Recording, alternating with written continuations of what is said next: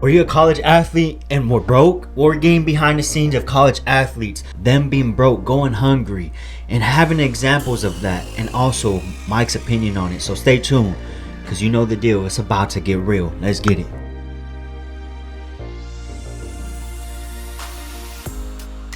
Now, the Daily Californian says, we've all seen those NCAA commercials, the ones showcasing the hard work of the swimmers, track runners, and football players who also excel in the classroom, while the announcer proclaims there are over 400,000 NCAA student athletes, and just about all of us will be going pro in something other than sports. The ad is touching and true. In NCAA football, only 1.6% of the more than 70,000 players who participate yearly will go for sports top pro league, and that number is even lower in the NCAA men's basketball, 1.1%, and men's soccer, 1.4%. At the end of the day, they have to focus on a classroom, getting good grades, and focus on being the most elite as they can be in their sport. And you wonder why, at certain times, yes, they get special treatment, but they're doing multiple duties of trying to get that one scholarship that might not even be a full scholarship and able to pay off things that they're needing, from food to resources to driving, gas. And I'm not saying other students don't struggle. I'm just saying that people have a perspective on college athletes thinking they just have it all, which isn't true. So it takes me to my next point. This source is from 2016, and I'm going back before college athletes are able to get paid. This is what the things they had to go through. Nigel Hayes, the star of the University of Wisconsin men's basketball team, holding up a sign on ESPN College Game Day reading, "Broke college athlete. Anything helps." Attached below was a Venmo account where people could send funds, and it was later confirmed all money sent to the account was donated to charity. And showing this is he's pretty much letting the people know of NCAA that it is true. College athletes, top college athletes, are broke. They don't have any food. They just want some type of funding, some type of help from the NCAA or anyone who's capable of helping, right? And it goes on to say, in reality, college athletes graduate at a far lower rate than normal students. It was found that men's Division I basketball players have a 23% lower graduation rate than other students. And if many athletes aren't graduating, that means that NCAA paying them through their education is merely a way to rip off student athletes. The NCAA uses them for their skill and revenue making abilities without providing them with the means necessary to provide for themselves in a life outside of athletics, which is, in a sense, is very true. The reason why I agree with that is because most athletes, when they're getting scouted, when they get to their college, they're going to school because they need to, so they can play the sport that they love. That's just what it is, right? When you go to a college or a school and you major in something, you're looking for the best school who actually pays attention in that major, whether it's business, whether it's STEM, whether it's bioscience, whether it's psychology, whatever it is, you're looking for the best school. It's the same thing when you're playing sports. But the only thing is when you're looking for those majors, you're looking to go to school. That's your mentality, is to hit the classroom, get the best grades you could get. That's the only thing you're really thinking about, and maybe curricular activities, of course.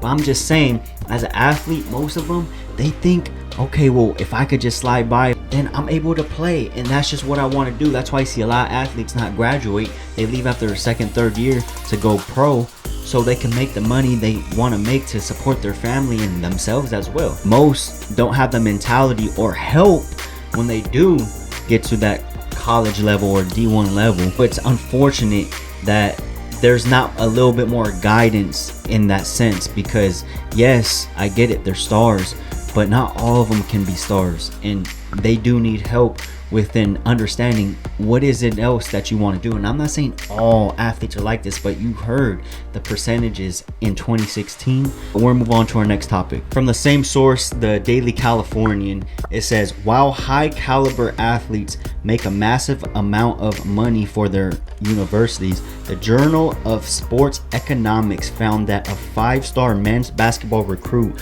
brings in at least $625,000 annually for their school. They see very little of this money in the short or long run. In that same study, researchers found that fair compensation for a 5-star recruit, even taking into account that the value of the scholarship and training services would amount to about $120,000 a year, would be about $613,000 per year, which is insane. You're making that much money off of a 5-star. Imagine all the other 5 stars you get within that sport and then other sports. That's crazy amount of money. And yes, I get it, you have a lot to pay for at a D1 college. These guys should be compensated with at least a meal plan. And I'm not gonna get into how college students get paid now or anything like that, because this is a part 1 and I'm gonna be talking about that later on.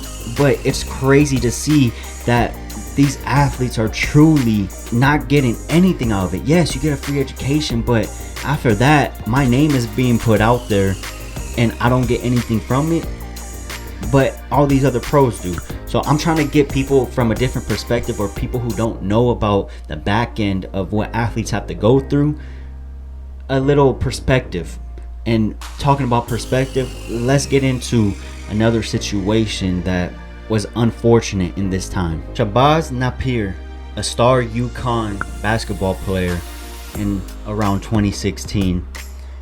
All the free gear and coaching lessons in the world can't help you when you're hungry.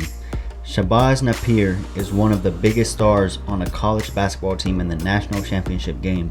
Yet he claims there have been nights where he's starving because he doesn't have money to buy food.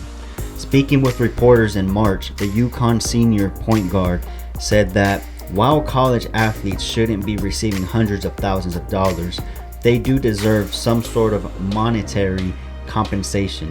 Napier added that sometimes he has a hard time finding enough money to eat, and that it affects his preparation ahead of the Husky games. And I 100% agree with him with the fact of, yes, college athletes shouldn't be getting hundreds of thousands of dollars. Should there be a compensation plan?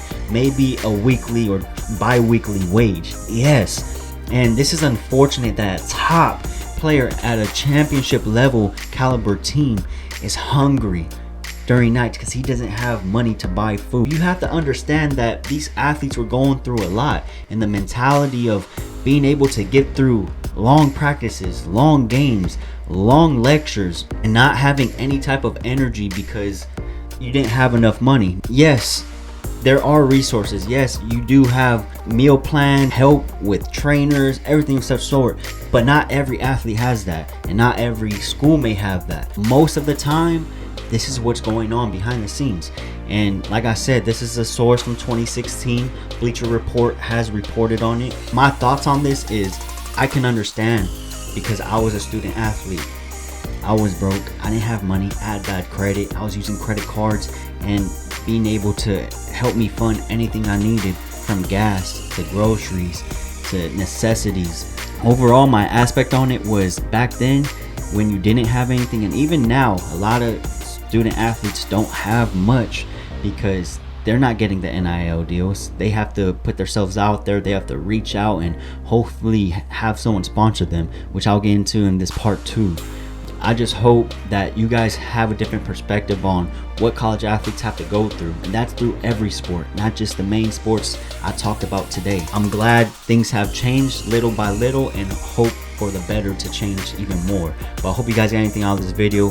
Thank you for sticking around, spending your time understanding and listening to me on this topic, because I feel like I know through experience it's a huge thing. If you guys have anything to say, any comments, go ahead, comment down, like the video, subscribe, hit the bell right next to it if you guys want. No fake love over here. You guys know the deal though.